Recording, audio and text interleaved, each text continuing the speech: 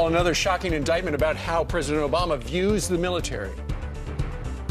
It was this absence of passion, this absence of a conviction of the importance of success that disturbed me.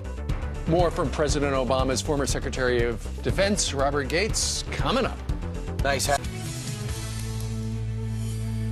And welcome aboard live from Studio E here in Midtown Manhattan. Just about 280 miles south of us is where Bret Baier has set up his command post. He's been the host of Special Report for the last 5 years, and we gave him a shout out last week when he joined us on Monday. Bret, where was he born, Steve? Where was Bret Baier born? Do we even know? He was born in a laboratory. He was developed because test tube baby. He's the laboratory. perfect newsman.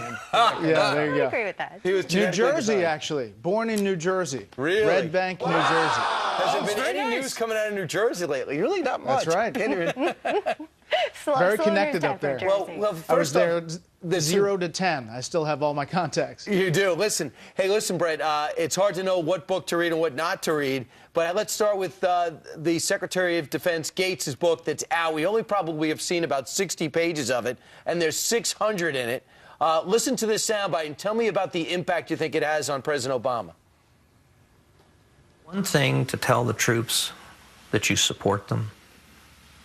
It's another to work at making them believe that you believe, as president, that their sacrifice is worth it, that the cause is just, that what they are doing is important for the country, and that they must succeed.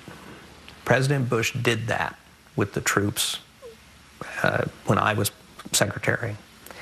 I did not see President Obama do that. And I said, and as I write in the book, it was this absence of passion, this absence of a conviction of the importance of success that disturbed me.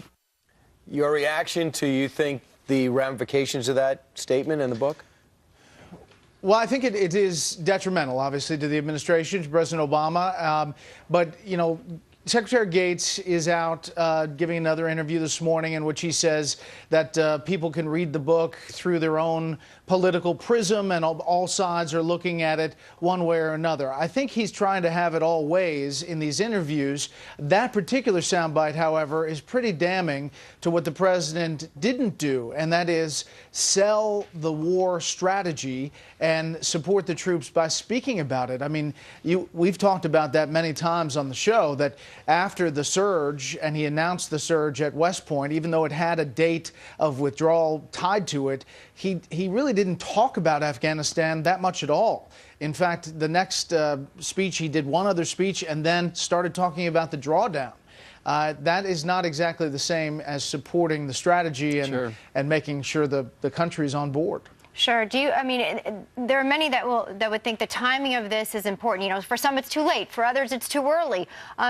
It seems as though the motive here is to do something, if he couldn't do it from within, to do it from wherever he is now. Send a message that this sort of way of governing and leadership isn't going to work for the next 3 years.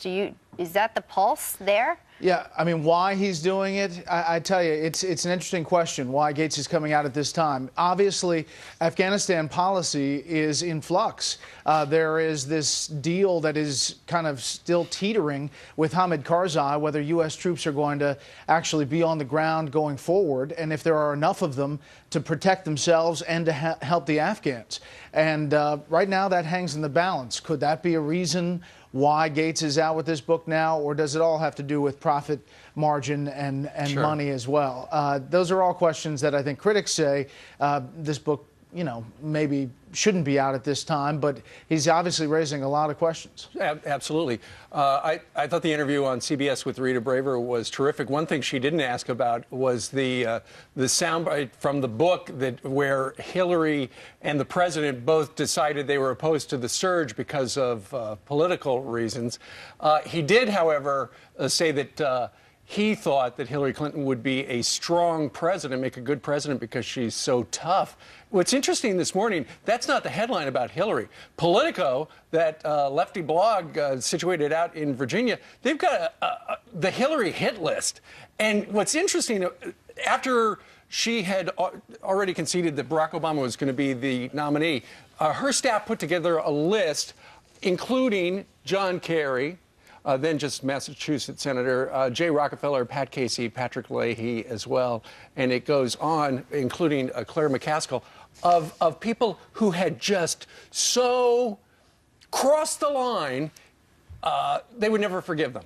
Tell us about what Politico is writing this morning. I mean, it's pretty detailed, is this this list that they have. I mean, during the election, obviously, each lawmaker was given, according to this report, a number, 1 through 7, whether they were helpful or unhelpful to the Clintons in some way, shape, or form, and it was kept on this giant database. And after Hillary Clinton pulled herself out of that election, even as you're heading towards the convention, they're having private conversations about, if it comes down to the convention, are you going to support me? After that, that list continues, according to this article, and it continues to this day. Now, friends are quoted as saying this is a favor file and that the Clintons, run across so many politicians, they need to know who to go support, XYZ. Critics would say this lines up like, an enemies list. Hey, I feel the same way. If I had me or my... if Bill Clinton or Hillary Clinton was out there raising money for these people, help putting them in office, then you ask for some help, and they go, no, I'm going to go with the younger guy. That must tick her off, so they wrote it down. Also in that book, I was fascinated to see that Casey said that she was kept on a tight leash as Secretary of State and given an assistant that often would go on the other side of her on issues as a reflection inside the White House. So why she even kept that job for 4 years doesn't seem to make any sense. There's another story ready to erupt, I feel. I think there is. And listen, we have a long time to go before you get to what is expected to be a 2016 run for Hillary Clinton.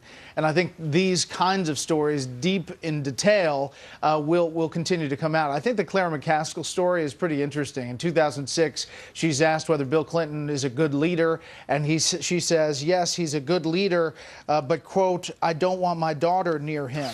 Whoa. And she says that in an interview and eventually tearfully apologizes, according to this, to the Clintons.